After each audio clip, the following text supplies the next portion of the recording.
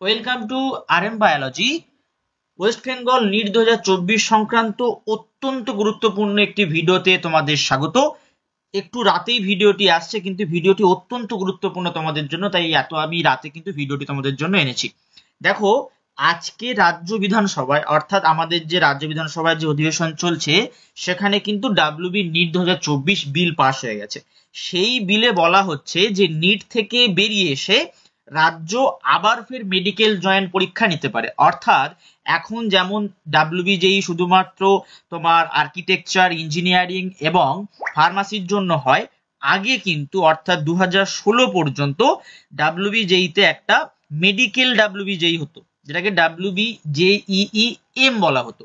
তো সেই পার্টিকুলার যে জিনিসটা আবার কিন্তু ফিরতে চলেছে কিনা তার তথ্য আজকে তোমরা জানতে পারবে। তোমরা প্রত্যেকেই জানো যে নিট 2024 স্ক্যামের কারণে কিন্তু অনেক স্টেট এই নিট থেকে বেরিয়ে আসতে চাইছে। তার মধ্যে কেরালা আছে, তার মধ্যে তামিলনাড়ু আছে। এবারে তার সঙ্গে যোগ দিলে কিন্তু আমাদের রাজ্য পশ্চিমবঙ্গ যোগ দিয়েছে, এবং সেই বিলটা কিন্তু আজকে বিধানসভায় পাশ হয়ে গেছে। সেই বিলে কি বলা আছে বা সেটা আদৌ হবে কিনা সব তথ্য জেনে নাও। বিধানসভায় নিট প্রস্তাব পাস, এ বিষয়ে জানবো। আমার সঙ্গে রয়েছেন প্রতিনিধি আবির। বিধানসভা নিট প্রস্তাব পাস, এ প্রসঙ্গ তো জানবোই, তবে তারই পাশাপাশি একটু জেনে নেবো ব্রাত্য বসু শিক্ষামন্ত্রী কি বলছেন। কারণ অত্যন্ত বিস্ফোরক এক মন্তব্য বলছেন যে এই নিট কেলেঙ্কারি হিমশৈলের চূড়া মাত্র, প্রশ্ন ফাঁসের শিকড় আরো গভীরে, সে বিষয়েও জানবো। তবে তার আগে একটু জেনে নিতে চাইবো বিধানসভায় নিট প্রস্তাব পাস রাজ্যের, এ বিষয়ে।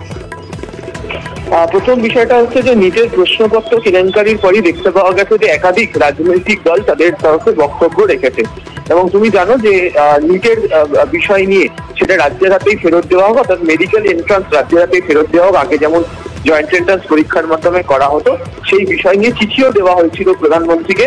মমতা বন্দ্যোপাধ্যায়ের তরফ থেকে চিঠিও তিনি দিয়েছিলেন। মূল যে বিষয়টি এখানে উল্লেখিত হয়েছে সেটা হচ্ছে যে রাজ্য জয়েন্ট এন্ট্রান্স পরীক্ষার মাধ্যমে মেডিকেল এন্ট্রান্স করতে পারে। রাজ্যের হাতে পরিকাঠামো রয়েছে, রাজ্য দীর্ঘদিন ধরে সেই দায়িত্ব পালন করেছে এবং অত্যন্ত স্বচ্ছতার সাথে সেই কাজ করতে পারা যায়। প্রশ্নপত্র ফাঁসের পর বিভিন্ন তদন্ত করতে গিয়ে যে ধরনের নথি বা তথ্য উঠে আসছে, এবং যারা পড়ুয়াদের, একাধিক পড়ুয়াদের যে ধরনের তথ্য গত কয়েক বছরের মধ্যে বারবার ধরে বদল হতে শুরু করেছে, সেই তথ্য উঠে আসছে।